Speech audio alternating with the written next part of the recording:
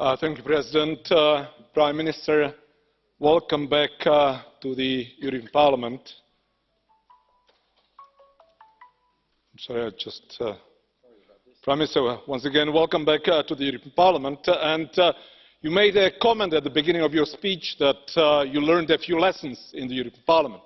I cannot resist but make a parallel, a fake one, in fact, because under that assumption, I would like, even though I would never vote for him, I would like the Czech Prime Minister to be a member of the European Parliament, and maybe then we would have a different policy of the Czech government on European affairs.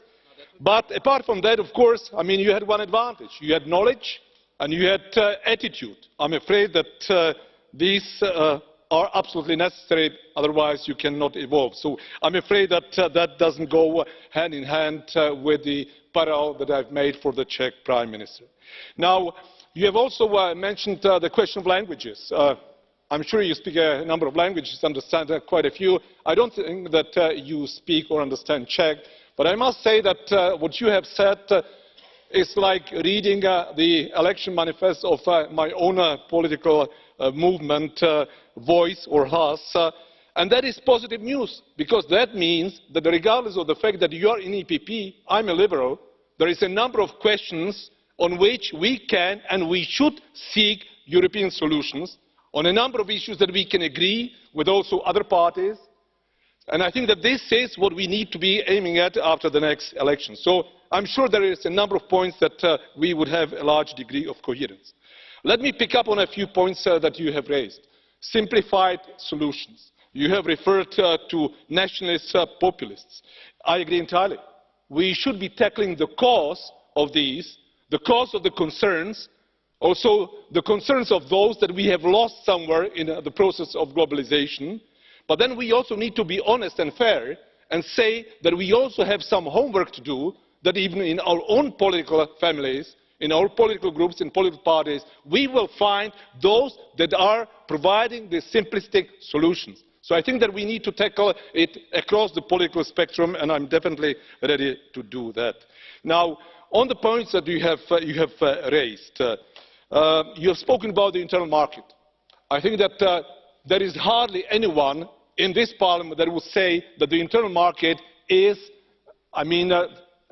not successful, that we need to evolve it. Yes, in fact, only 35% of the internal market is really open. That means that we have a potential of 65%. How come we do not manage? And you have said it clearly, I mean, there is a reason to go and do business in the US because you have an internal market in the US. If you invent an application, you go to the US because you will have one authorization and three, let's say, contracts with mobile operators. We need 28 still. So the question is, if we want a true internal market, are we ready to go for one regulator, a true internal market?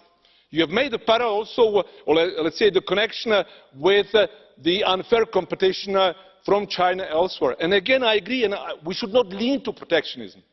But we need to understand that if we open up the markets, and I'm all in favor, then the advantage is on the side of those that cheat, and also of those that are big.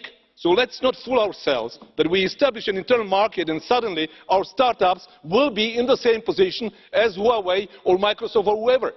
So that means that we need to work also on the standards, on the norms, and also on competition policy. So we need to have a fair environment inside, and the question is, do we have the courage and the willingness to go and establish a true internal market and not at 35%, 100%. I'm all in favor. If you are, let's work on it. Now, we have spoken also about the question of external borders. Absolutely. I mean, this is absolutely key, but we still are failing in this respect. So, I mean, I'm afraid that if I look at the Czech Republic, there's a lot of statements on the side of the political elite, and again, they lack the courage, the ability, the vision to understand that we will have an internal market, we will have free movement if we really secure the border.